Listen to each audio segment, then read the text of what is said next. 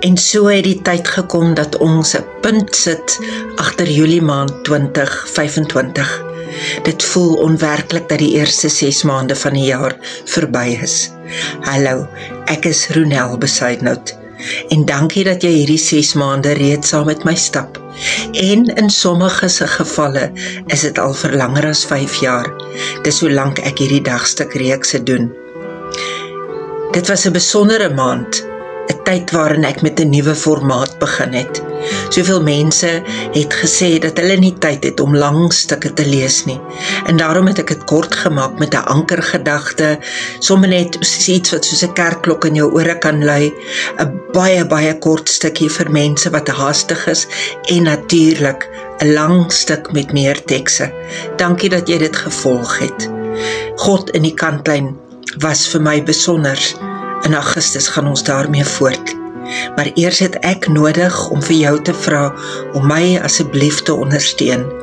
Dis die enigste manier hoe ek dit kan doen as dit finansiëel vir my moontlik is. Dit kos myself geld, ek betaal mense om my te help en daarom het ek nodig om te vra, oorweeg dit asseblief om 'n donateur te word. Ek werk altyd met een refrein, as dit vir jou moontlik is. Daar's baie mense wat dit nie kan bekostig nie. As jy een van daardie mense is wat dit wel kan bekostig, wil jy dan nie namens iemand anders hier oorweeg om 'n bydrae te maak, iemand vir wie dit iets beteken, maar wat nie die inkomste het om dit te kan doen nie.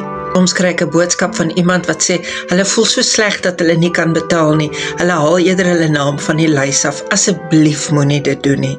Ek gee hierdie dagstukke dan vir jou as 'n geskenk van my af. Ek is oortuig daarvan, die mense wat sal kan help, sal dit doen. My bankbesonderhede verskyn teen die einde van hierdie video en ek is opgewonde om Augustus maand hierdie reeks saam met jou voort te sit. Binne die volgende dae verskyn daar 'n kort bemarkingsvideo wat jy vir ander kan aanstuur, maar intussen vra ek vir jou, oorweeg asseblief 'n donasie. Dankie daarvoor.